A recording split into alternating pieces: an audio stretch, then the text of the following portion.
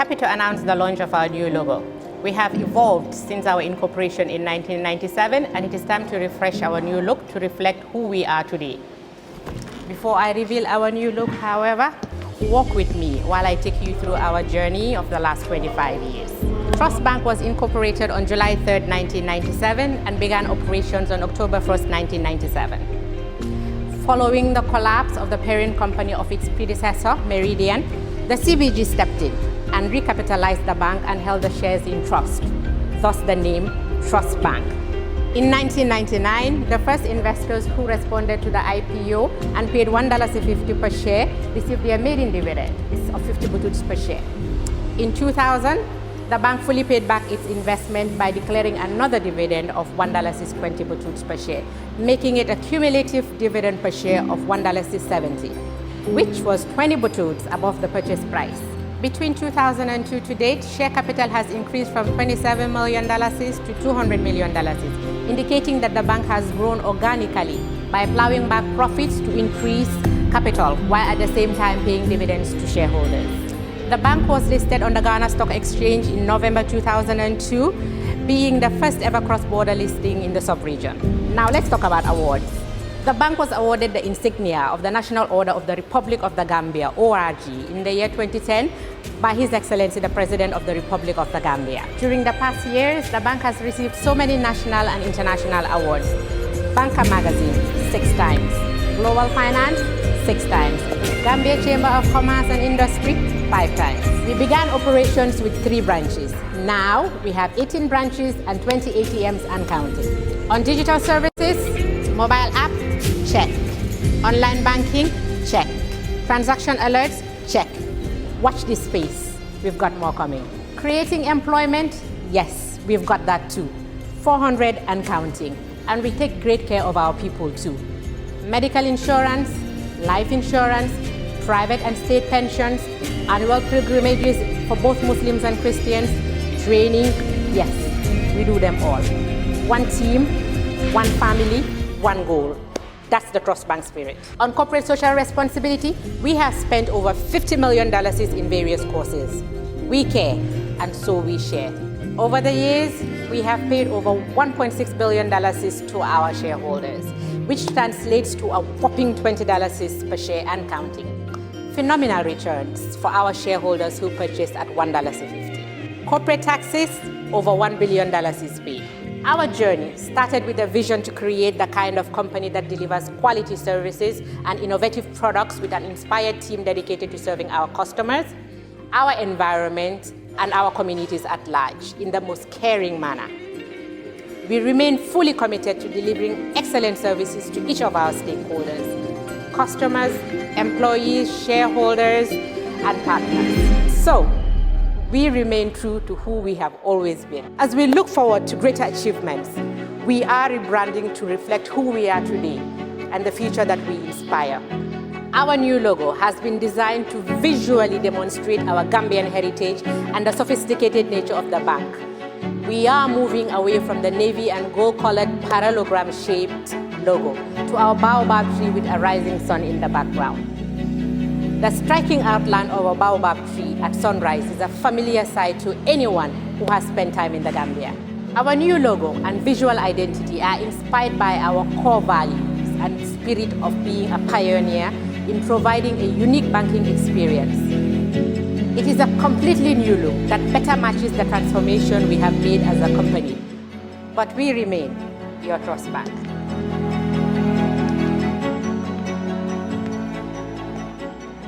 Ladies and gentlemen, it is my singular honor to present to you our new logo and corporate identity.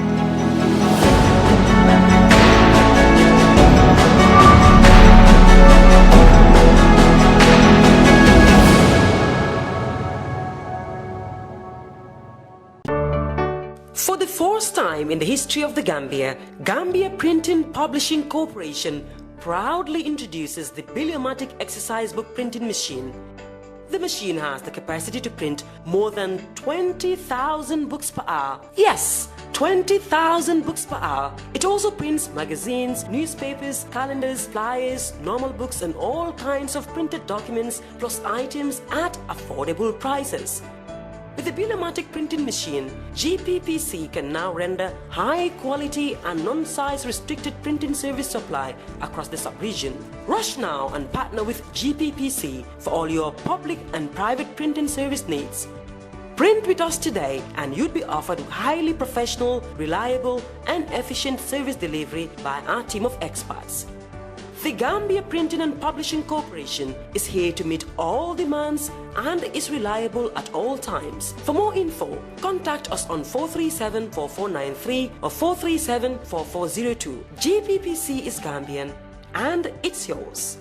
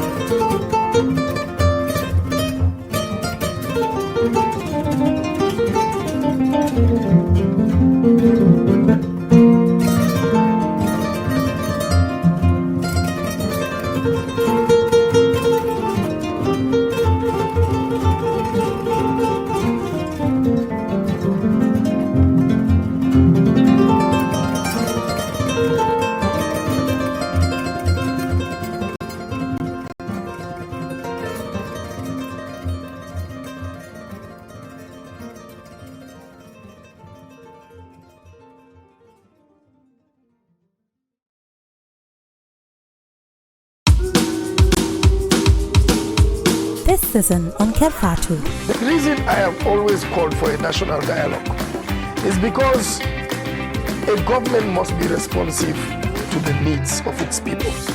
Fatou. Tell you one thing, if me as an individual, if I know that there is somebody that I definitely wrong, I will be bold enough. I will go to the party. I will appeal to him and apologize him. I have to make decision today because I don't make decisions lightly. I investigate. I do my research. I get the facts. I call the experts. I summon meetings. I get the technicians. Then I reflect and I make a decision. Why did you lose the election? Well, we lost the election because of kidnap registration. We had evidence of people being registered before the opening of the registration.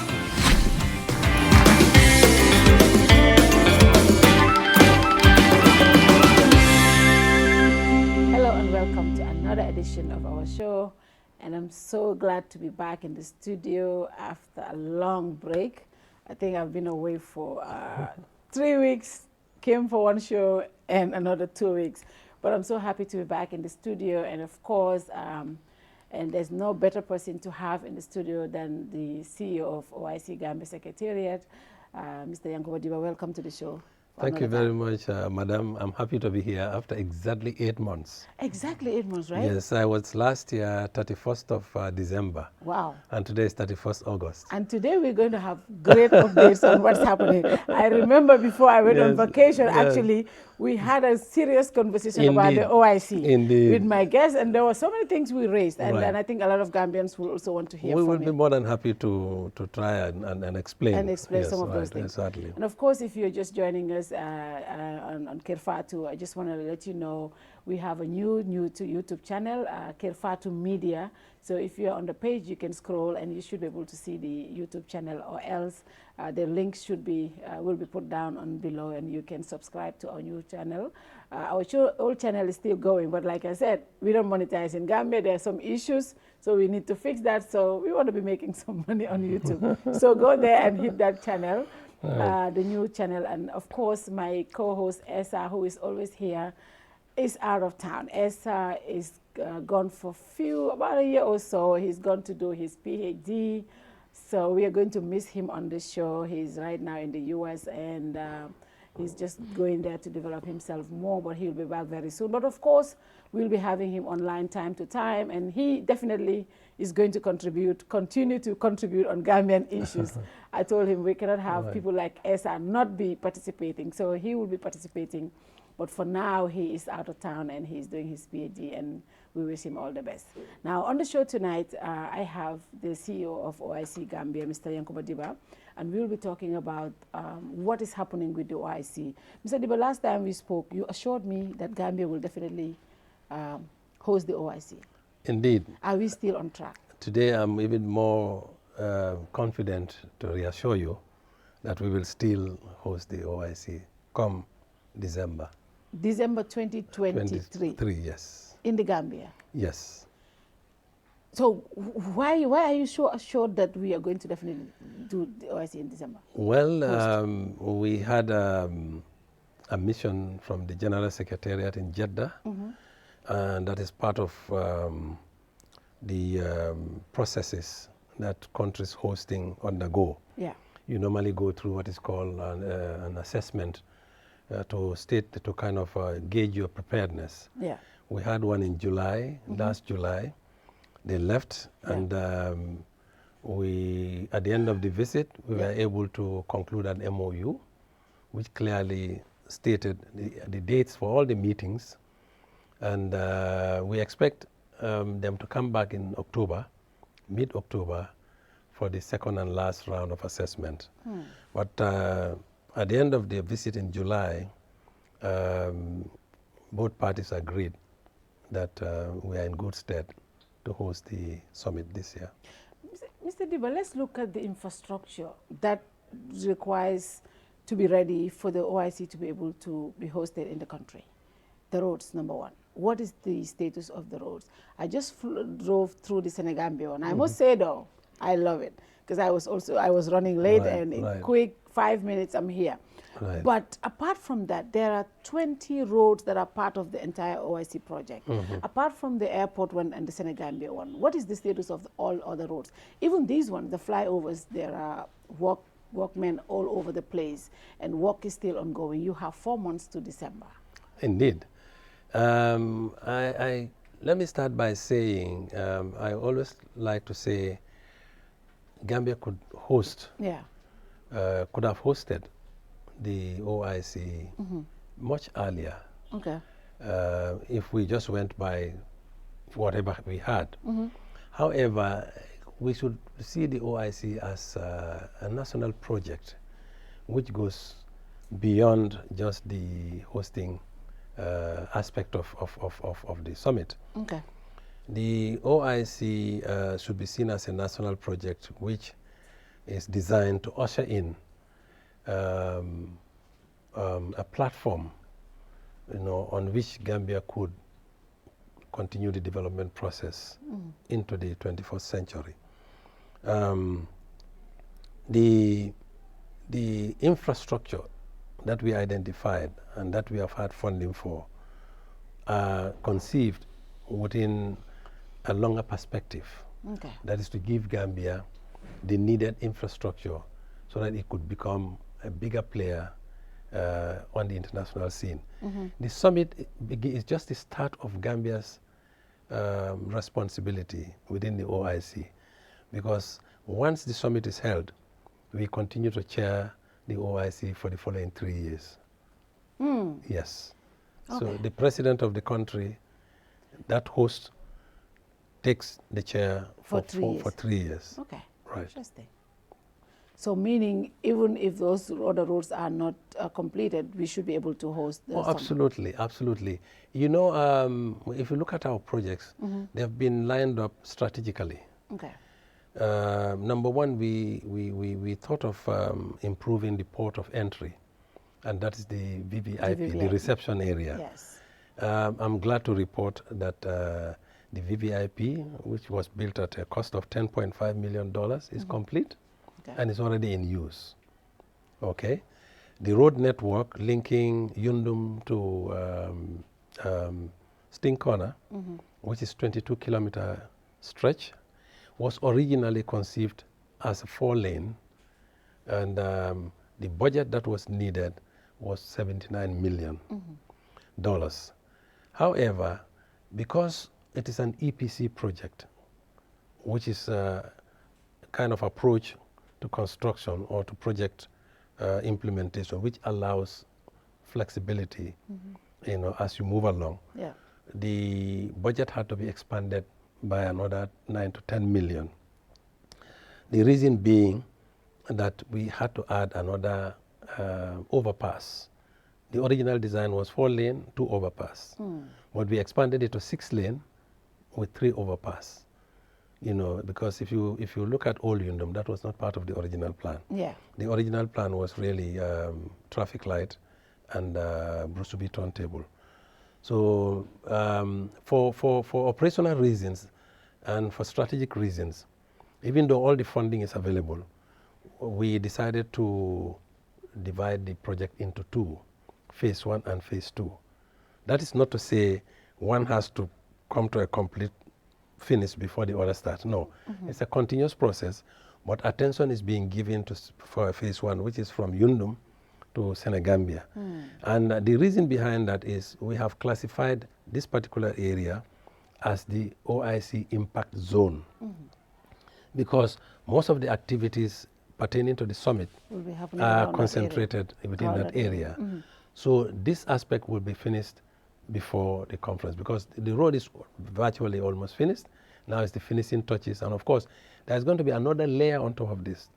This is not the final layer of the road. Okay. Yes, another 5-centimeter layer of asphalt is coming. So that is going to all complete before December. Yes, yes. So what? Another aspect, sorry, is that the conference center, where actually the whole thing is happening, which is at the epicenter of all this, was ready 3 to 4 years now. And it's being test run and it's up and running. I'm glad to, I'm sure you have had the privilege. We have used the conference center. It's currently the pride of the country. It's a 5-star facility. So the 50-kilometer roads were designed to kind of ease the congestion that would come with the 6-lane. But like the all other projects, like every human endeavor, usually you do your planning, but there are factors that could either mitigate, the smooth continuation of the, or at least require sometimes to kind of to refocus, redirect, and catch up. So delays can come because that's part of the planning process. This has actually affected 2 of our projects mainly, the 50-kilometer and the 5-star hotel. The 50 kilometers, you can see, it started December 2021. Currently, the progress achieved is leaves a bit to be desired. But then there are so many challenges which include certain needed supplies are usually not available in the country, the rainy season, but not a question of finances. I was going to come to finances because reports have emerged that the 25% when the financiers be visited to assess the roads, or when you guys send the the first initial report, they were unable to release another percentage of the money because obviously the quality of the roads. Is that true? Not quality, but more. It depends more on the pace of work. The pace of work. Yeah, the way these projects work. once the two governments ratify the loan agreements, the monies are not physically present in the Gambia. They are held in the banks, either in the Kuwaiti Fund or Islamic Development Bank or Bank, Badia, and so on. So what happens is you have your work plan, and then, but you have processes to undergo. The loans, number one, have to be ratified by the different governments, the National Assembly in our own case. And once that is done, there are processes that we have to, due diligence, for instance, we have to, put up tenders. People have to apply. These tenders are evaluated, and then it goes through back and forth until all parties are happy. And then a down payment is given, but that's pegged to a certain level of work to be achieved. And in between the client and the contractor, there is what is called a consultant. So these consultants are the ones, they represent the interests of the government. So they have to now certify, not only the quality, but they have to certify whether work that has been done deserves to be paid. There are moments that they say, no, we do not agree with this, or your level of activity doesn't commensurate with the claim. So all this have to be done, and then finally it goes, if assuming they agree that this is work done, that's what is called a certificate of work completion. This goes through the Ministry of Works, Ministry of Finance, before it goes out to the host country, to the lending country. When it gets there, they pay according to what work has been achieved. So you hear sometimes, some erroneous statements being made. Oh, they've chopped the money. Oh, these people did not give the quality, so they rejected. No, it doesn't get to that point. Because before you receive money for anything, it has to be according to specification. You have to satisfy not only the completion rate, but you have to also certify the quality. There are laboratories, everything a contractor claims, there's always a means of verifying, and that is done through the consultants. So at this point, is that what is the situation? Has all the money been released? Has the certification been, met? No, the money is the one at the rate, prorated. At the rate that they are. Yes. That's what is called an EPC. IPC, Interim Payment Certificate.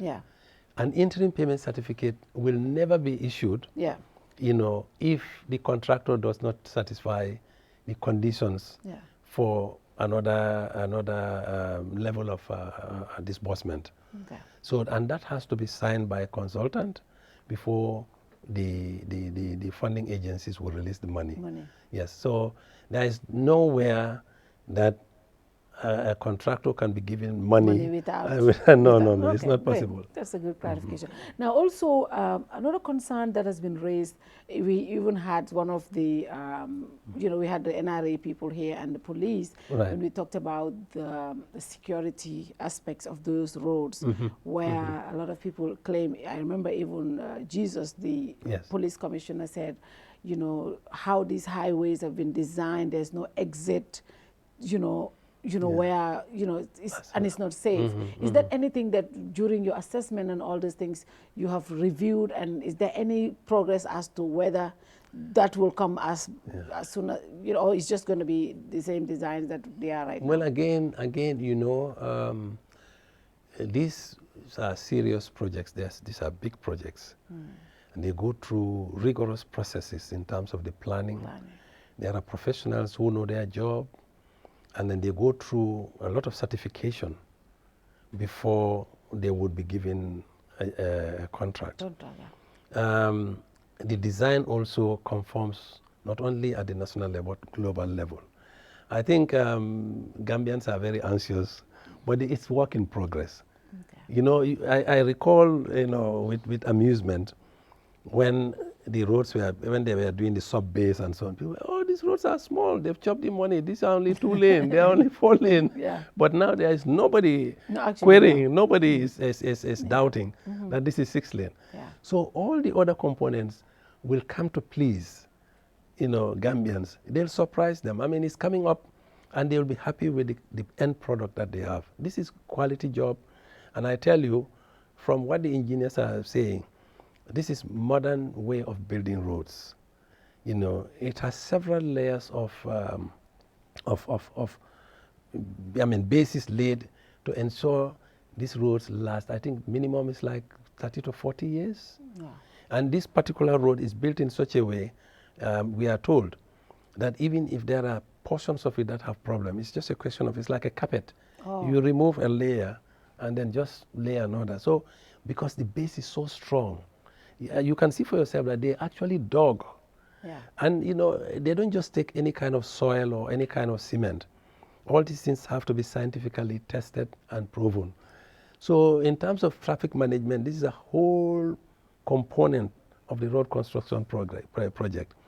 And people are just anxious, but I'm sure all their queries and their doubts will be answered, you know, as we move along. I must say, a lot of us are excited for what we see so far on the road construction. Right. You know, traffic is getting eased right now. Absolutely. And, you know, you can run from Senegambia to Turntable at 5-7 minutes. So, yes. And you know, another issue that one needs to consider is these projects would have gone a bit faster if it were located in areas where there were no people living. But imagine, some people query, they say, oh, they've started this, and they said they will complete this. The whole process before the machines actually break ground, it's perhaps more critical than the actual works. Because there's a lot of planning that goes into it. Now, you would have also noticed that in the past, in the Gambia, you know, network pipes and lines are crisscrossing every street, you know. Yeah. But with these new roads, we are making sure that no pipe will ever cross the roads again. So on both sides, we are virtually putting new water lines, new electrical lines, you know. So in the future, when these roads are completed, there will be no need. Any side of the road where you are, you can always tap your whatever, whether it is a fiber optic cable, whether it is water, whether it is electricity. So, and you know, the one major factor that delayed the onset of these projects, the actual works, is the relocation of services. Yeah. And also, people have been affected. Yes. You know, there are people who are located on the right of way. And again, I want to clarify, the right of way, some people are still saying, oh, they said 40 meters, now they have reduced it to this, to that. The right of way still remains 40 meters from the center line. Okay. But the right of way is not only the lanes that we see. It includes space for water pipes. It includes space for electrical pipes, for fiber optics cables, and also for even the high tension that. So you have to ensure that all these are provisioned within what they call the typical cross section. That's the road. The actual road looks like that.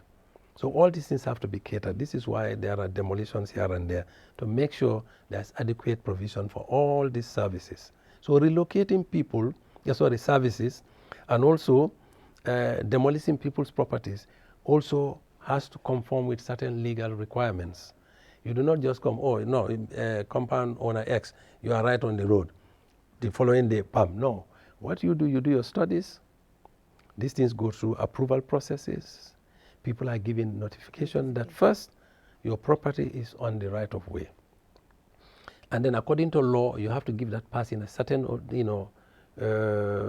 period of time to issue the person a demolition notice. And when demolition notices are also, so it's a whole process. Yeah. So people should see the road building within this context.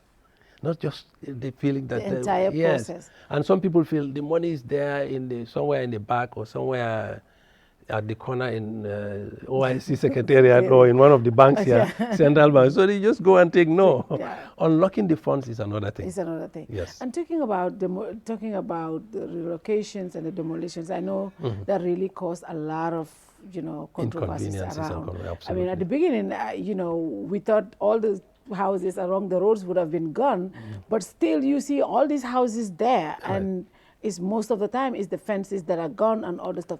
Absolutely. How did this entire process go without really affecting a lot of people. I know people affected, yes, but not to the extent that some of us thought. I thought, you know, all these that beautiful, is correct. yeah. That so is correct. how did that happen, and what is the status of that? Were you able to have good agreements with people? Oh yes, I must comment. I must start by saying this whole thing went so very well. Gambians took this so very well, and I think that's something we need to really commend the communities for. They took it, you know, in good faith, and when properties were identified for demolition, we have had no adverse reactions. But like you said, it is not all rosy. The 50 kilometer is more complicated. Because the 50 kilometers located within the communities, you know, so a lot of demolition actually is taking place, I mean, relative to the highway, you know, so because the right of way, in some of the places you would see the roads are virtually one way, you know, and then the 50 kilometers requires, I think the right of way is about 12 meters, you know, where you need to have the 2-lane, including all the facilities, because all these roads will have drainage, they will have lighting, and they will have provision for services. So you might find variations here and there, depending on how people encroach, because I think a lot of people had not foreseen. They were even doubting whether this would even be true. But I can assure you, the monies were provided and they are available, but they'll only be paid for work done. For work done. Yes, and there is also, it's not like a limitless kind of time frame. The 50 kilometer ran out of time. There was a discussion when the Saudis came, and we agreed to kind of extend the time for the contractors. But we had to give justification, one of which, of course, is the rains, the relocation of services, sometimes availability of some supplies. Is a problem also. But then I must also say we need to commend the Gambia government for providing duty-free for all OIC related projects. So that work does not suffer. So that has been from the outset that government had actually provided that. So GRA gives free duty waiver to all the projects. And for the highway also, the fact that we even started, because the effective date should have been December. Okay, but the fact that we were able to start a little earlier, Gambia government is the biggest contributor actually. Gambia government brought in $26 million from the beginning, before even any fund came. Yeah, even though we had all the, in principle, all the funds were approved, but they had to go through their various government structures. And then our National Assembly also had to ratify. So before all that, the Gambia government had come and then put 26 million, and that is why this particular 22 kilometer battle hardening is faster. Under normal circumstances, professionals will tell you, such projects will take almost 5 years. But then it's slated for 24 months, and we are on track to finish by March 2024. Wow, interesting. That is from Yundum all the way to Stinkona. Yes. Okay. Now, when they visiting Saudi authorities, the president was, I mean, when I saw that, I was like, really? Are we looking at a different country? When the president told them, he said, we are set to host the OIC in December. You just also said that we are set. I know the VVIP is ready. It looks beautiful, amazing. I saw the pictures just 2 days ago. Amazing. Maybe you should visit. I should. I will Mr. Fareda we need to visit there and just look at exactly. To show it's our audience the updates on that. I mean, it's amazing. I saw the pictures. I'm like, this is wonderful. It has modern facilities. It has a presidential suite. It has lounges for ministers, for senior officers. It has a prayer room. It has a press room. It has facilities for immigration services. It has a modern kitchen. The kitchen at the VVIP is even better than the one at the Saudada Kairaba. I saw the. So you must come and see for yourself. I saw the pictures. I'm like, is this really Gambia? How come? That's amazing. But one major project that is part of the entire organization that will really make it look outstanding. That's the OIC Hotel. Right. The OIC hotel during the launch was said to should be finished in 15 months. Yes. That's what, was said. And I remember we did a story exactly 1 year. Yes. Just to check on the status of that hotel. Well, and when we spoke to the consultant, at that point, work has not, I know the preparations and everything were on, but, the actual work has not started. Yeah. And 4 months into the summit, you are still assuring us that that hotel will be ready? No. The hotel will not be ready. Okay. Let me also say the hotel project is unique. It's different from all the other OIC projects. Because we couldn't really get funding for that, we had to take a different approach. Okay. We had what is called a PPP. It's an arrangement where the government comes in partnership with a private, concessionaire. Yeah. So a concession agreement was reached. And that concession agreement can only become operational if certain conditions precedent on both sides. So there were several conditions precedent on the side of the government and some on the side of the concessionaire. So these are the preliminary things that must be satisfied before the agreement becomes operational. Okay? It does not mean the project cannot start, and that's why we had the launching. But certain conditions precedent were the ones mitigating against the normal pace of implementation. No, it's on both sides. Both sides. On both sides. And management contract. Okay, one of the conditions precedent is that the concessionaire must produce a management agreement, from a brand. A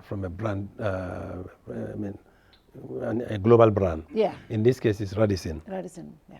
So this concession agreement has been signed, but it took some time to sign. There were certain things also that are contingent on the part of the government, which were also ongoing.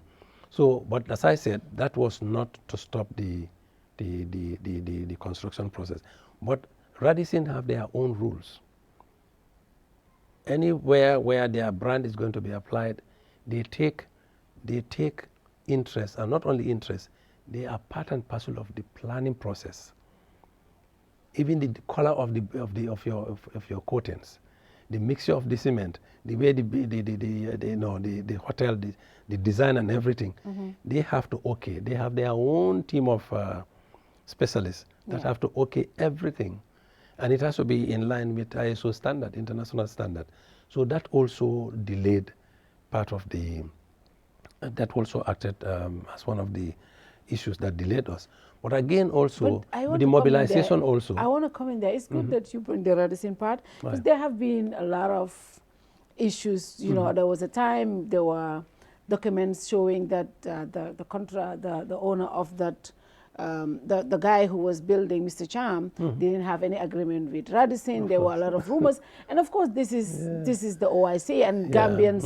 It's a Gambian project, and Gambians have a stake in it, and people were interested. So it's good that you're bringing that. It's a legitimate concern. I mean, like I said, certain things were work in progress. Okay. In principle, Radisson was involved in this whole exercise from the beginning. Okay. But then before their board of directors would sign on to the final management contract, you guys they had to do a lot of things. Okay. I was invited in June to Nairobi to witness that signing. Okay. Actually, in June of this year, the Radisson board, and if you just Google Radisson, you will see that Gambia is part of their portfolio I of think hotels. Fadli sent it to me. Okay, so it has been signed, and as I am talking to you right now, all the artwork had been done, because a huge chunk of the preparation for the building of the hotel also involves artwork. So a lot of the artwork, in fact, the artwork had been completed. Now the batching plant is on the ground, brand new. The concrete work is currently right now. If you go there, you will find a lot of activity happening. The concessionaire has made arrangement to bring in a team of, the Turkeys have been on the ground since August of last year, September of last year. They are the ones that oversaw all that artwork.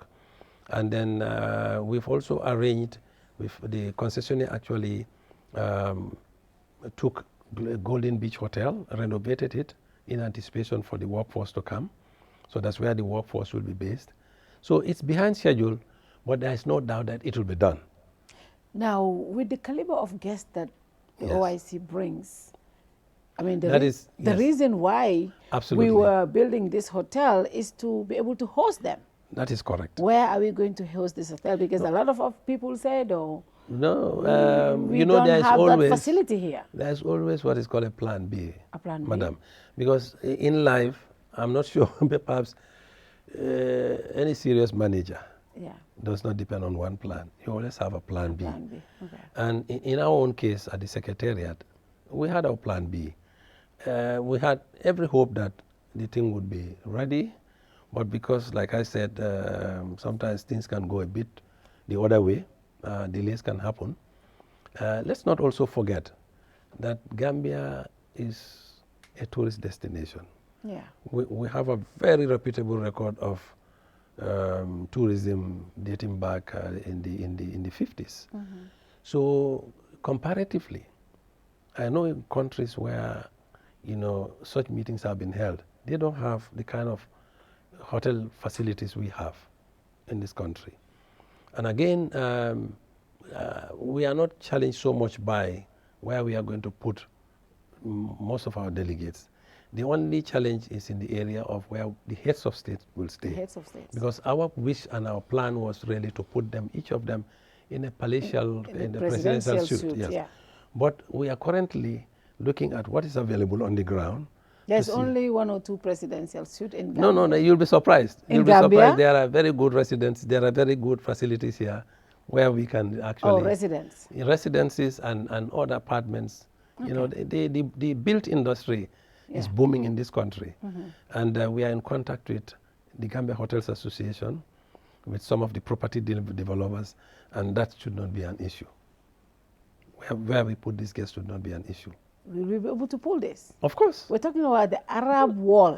Yes, they understand. You have been there many times. I know. And you see the caliber of... I'll give you an example. Yeah.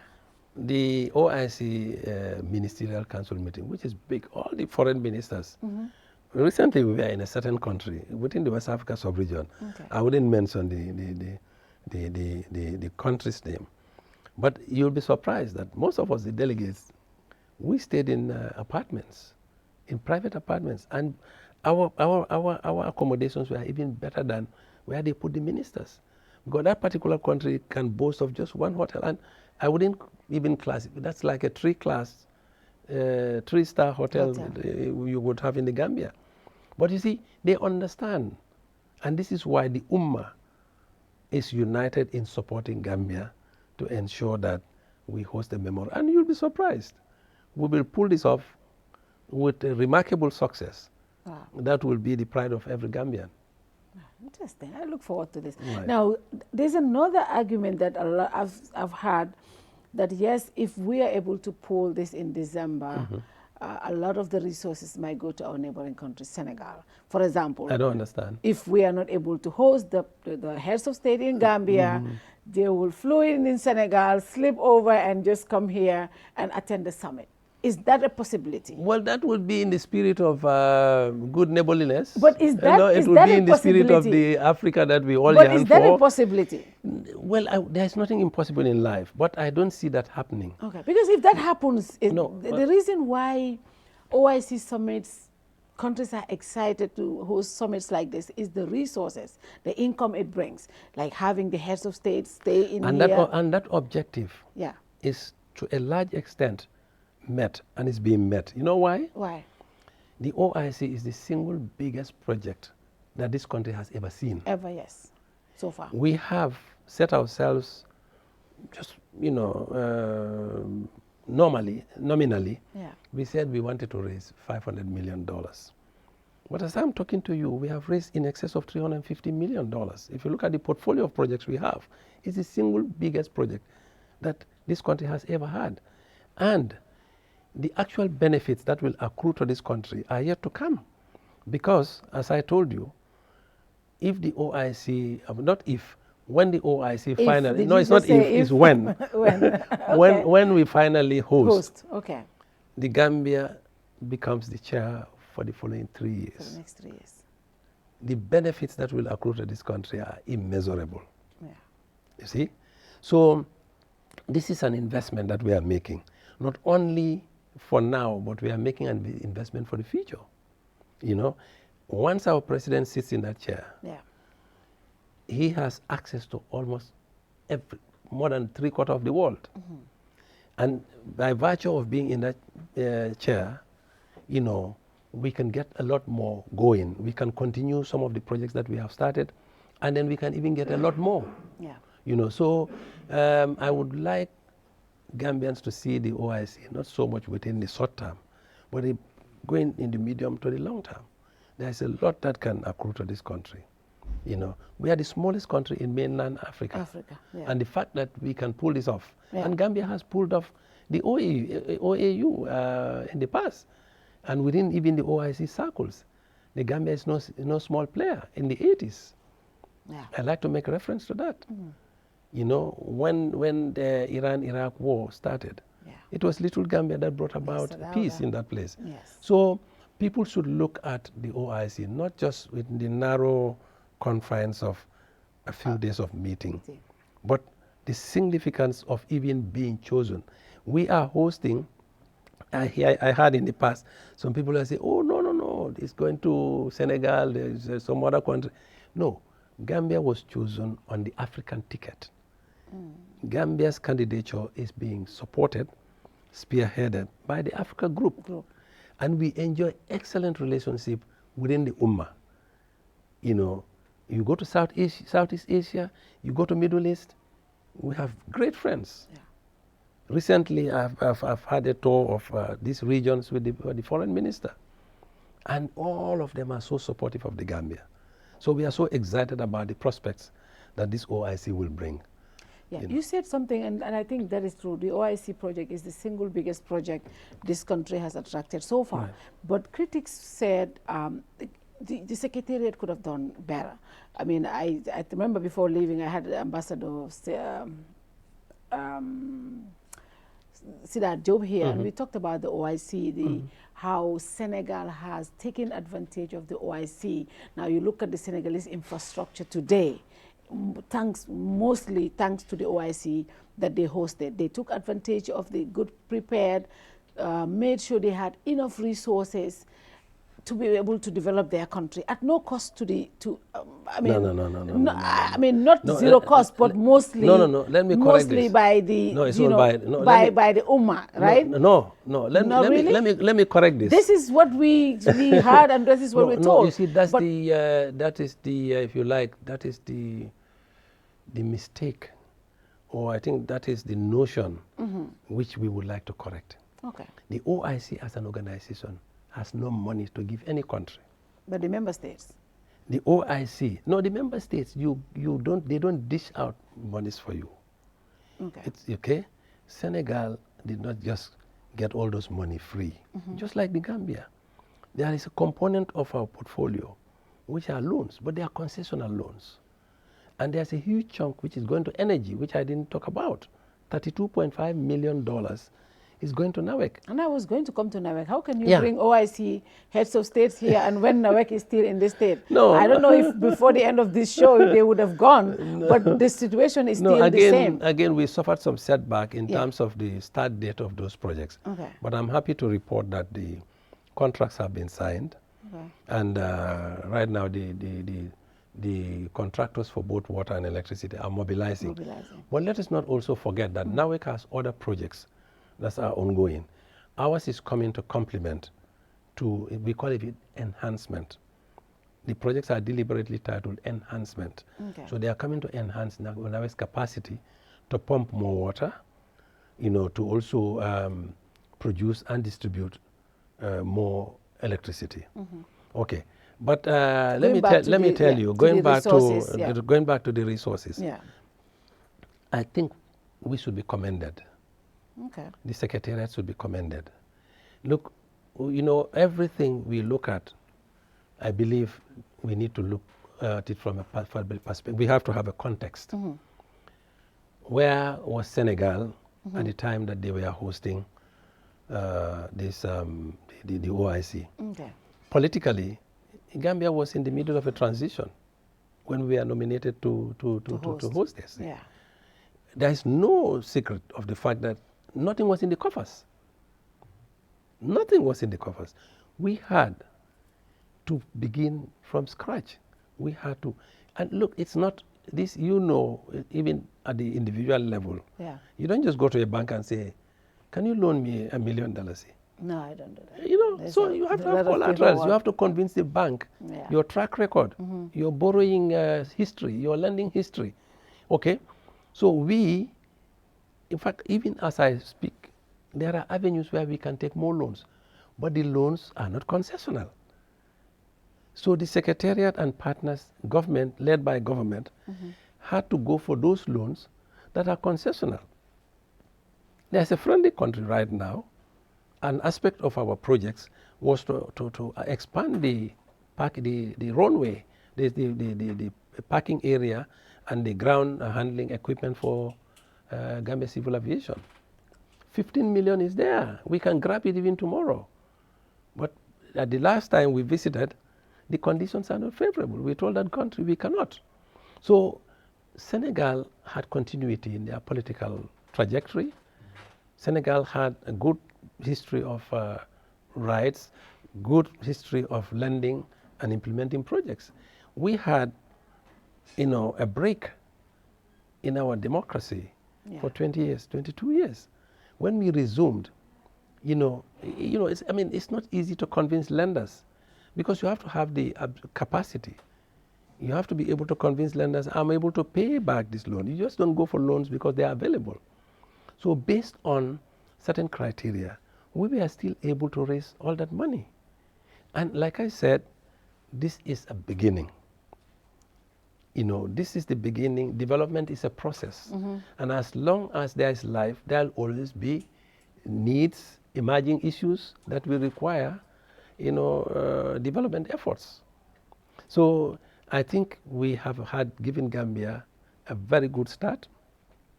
And so far, we are doing we are not doing badly. And we hope that within the time frame of our chairmanship, all our projects would have been fully implemented and new ones would have started. What kind of Gambia are we looking at after the implementation of the OIC project? This is very, very important, Fatou. In our interactions with the Ummah, we've had some of the partners, some of the countries have been saying, look, we are proposing to Gambia, or we are looking up to Gambia to bring about some kind of change in the direction that the OIC is taking. Well, generally we are all satisfied, but we want to see, because if you look at the OIC countries, we are probably more endowed than most global groupings, because we have so many rich countries within the Ummah. Yeah. But admittedly, trade and investment is not, that good relationship is not matched by the inflow from within the Ummah, from within the southern countries to other southern countries. Why do we have to depend solely on the Bretton Woods institutions, to be able to develop South, when we can draw from, and this is why you see significantly, for instance, Islamic Development Bank, Badia, Kuwaiti Fund. Yeah. Apart from the Gambia government, these are the key lenders to us, and they are giving us concessional loans. Okay, so it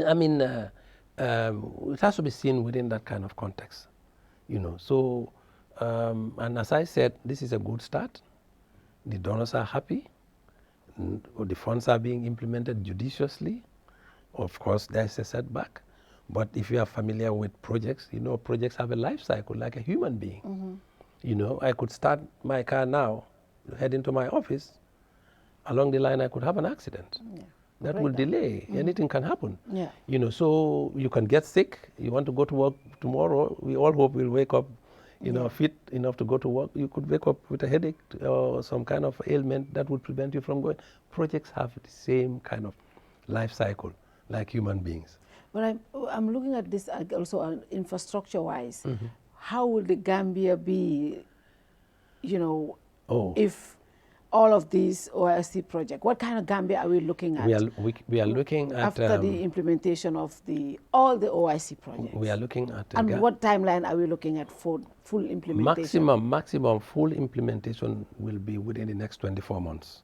Okay. Because the battle hardening... Even all the 20 roads? Oh, yeah. Oh, okay. They were just given additional 15 months. Oh. So they should be ready between that now and then. Okay. The battle hardening is going to be completed in March 2024. The water and electricity have a lifespan of between 20 and 24 months. And they've already, the harder part of it, which is the tender process and the contracting aspects of it, have all been done. So we envisage a Gambia where there will be adequate supply of electricity, there would be accessible roads, there would be, of course, we have a very, very investment-friendly environment. Our laws are very investor-friendly. We are looking at the Gambia that would be the destination for meetings, for investment, for exhibitions, a country that the OIC would have enhanced to play a global, a huge role, a leadership role within the Ummah, within the OIC. By the end of our presidency, we expect that most of the investors within the Ummah will be looking up to the Gambia to come and invest here, yes. Oh, that would be interesting. Right. Now, to those who say we are not hosting in December, what final assurance are you giving them? No, and is there any other project that is still lacking that no, madam, we are definitely hosting? Madam, this is a very credible medium. I want to be part of the how do you call it, the protocols. The protocol. Yeah. This is a very credible medium, and this is why we really feel happy to come and talk with you. Yeah. There will be people who will say a lot of things, and I think they have a right to their opinions. I mean, seriously, the reason why it's important to just keep saying this, because that is the notion there. I had an interview 4 weeks ago, and including myself, we all kept saying, no, there's no way, because that was when the president really hosted the visiting delegation. Absolutely, and then he gave assurance that we are set on course to host. And we all said, no, Mr. President, we don't see anything that is ready. No, everything is pending. You see, there is more to just the infrastructural aspect. The infrastructural aspect is, for us, as I said, that objective we set ourselves. That was not set by the OIC. Okay. We set ourselves that development objective. Now look, you want to come to our country, but this is what we want, before we are able to host you. We want to be able to give you a memorable experience. We want you to come, we can welcome you in a Gambian style. This is Smiling Coast. We have facilities that, you can enjoy. Above all, we have the human resource, which we are better known for. So hosting should not be seen just within the narrow precincts of the infrastructure. And again, there is a lot that the Secretariat is working on. The events planning is perhaps even more difficult and as important as the infrastructural aspects. Yeah. These are things we are on. We are working with the security services. We are working on the protocol. We are working on ensuring that when our people come here, they are safe. Yeah. Because you see, you can have all the best roads. I mean, where most of these, especially our Middle Eastern and Asian brothers, where they are coming, from, there's no short supply of skyscrapers and so on and so forth. But there are two things that we are working on that Gambians fail to acknowledge. And that is the perception that they are going to a destination that is safe. We can have all the good roads, we can have all the excellent facilities, modern facilities. If the guests do not perceive this place as safe, they will never come. If they do not perceive it as somewhere where, in terms of healthcare, in terms of coming and then staying and enjoying without any, they will not come. Yeah. And I think these are all the state of preparedness that we are working on. We are not just only looking at the roads and so on. No, we are looking at other aspects, which we call the softer aspect, which are as equally important as, and also the human capital. Human capital. You have to work on your human resources, to ensure that, when visitors come, they go through the whole value chain of what we have known for the past, throughout our history. We are a very hospitable people. Yeah. And that is what we want to be the hallmark of this summit, that we are about to host. We did the AU summit. I hope we are able to pull this. This one will be a stage higher. Yes, a stage higher than the AU. I can assure you that. Thank you very much, Mr. Dibba. It's always a pleasure having you on the show. Thank you. Your final message to the Gambians. Well, my final message is I always like to use this opportunity to thank Gambians for their support and for their perseverance. I mean, building such huge infrastructure within communities is not without its own downside. Yeah. Inconvenience here and there. There were times when people's electricity lines were cut, fiber optics, But as I said from the beginning, it's amazing. Gambians have taken this as their own project. You've never had any instances where their people will be outraged by one or two, problems. They've always taken this as their own project. Yeah. I wish to commend them for that. I wish to thank them for that. But further, I would like to continue. I would like to appeal for them to continue to give us all the support and prayers, and let them not see this, as a sectarian or whatever, or partisan issue. Yeah. It's a national project. It is. We want every Gambian to put their hands together and give support to this project to make sure we succeed. Giving support to the OIC is giving support to the Gambia. Absolutely. Because as I drove on that road, I didn't think about the secretariat. I was rushing because I know I needed a road like that. In fact, in a few short years, we'll be forgotten. I know, right? The secretariat will be forgotten, but people will be there to enjoy the roads, But you will be remembered for the roads well, and all the stuff, the job you have done. I hope so. Honestly, yes. I remember the first day they opened the Senegambia Road, yes. I was driving and I took videos. And I posted on Facebook. I'm like, this is the best thing that has ever happened. It's cutting down on traffic yes. flow. I mean, that's the most important. The travel time. Yeah. And above all, economic activity will thrive. Yeah. Because now you can move goods and services much faster, without a lot of problems. Yeah. And then you can spare a lot of your gas, yeah. and also the wear and tear of your vehicle. So definitely. These are some of the economic benefits yeah. that these projects are bringing. Yeah. And people should be reading all this when they are, seeing some of the challenges we go through. Those are temporary.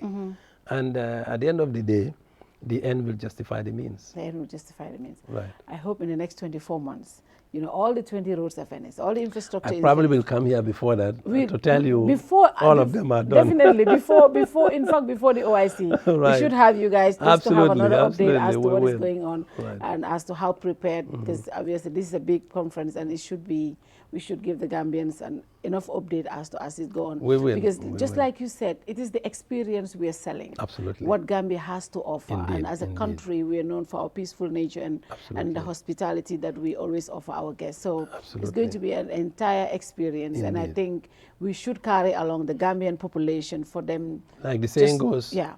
Nobody should be left behind. Nobody should be left Everyone behind. should be on board to the last mile. And December it is. Absolutely. December 2025. Yes. Thank you very much, CEO, and I thank welcome. you and the communication team for putting this together, this interview. Thank you so much. Until we come your way next week, inshallah, for another show. Good night to you all.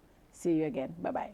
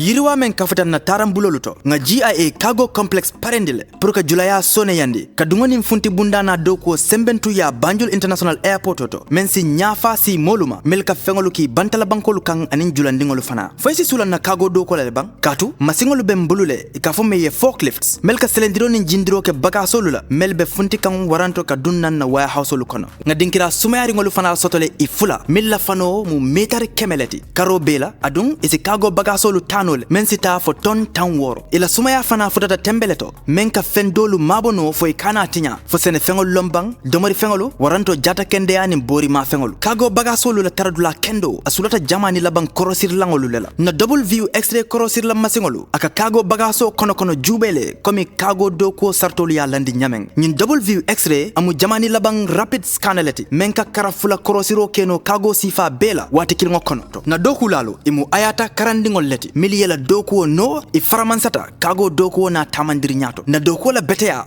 wayem futandi RA3 makamoleto mensatin na fo nse kago bagasolu kinole kata UK aning EU bankolu kan GIA ka hakeli tenkungo dila na dokuo to ite nyina la men.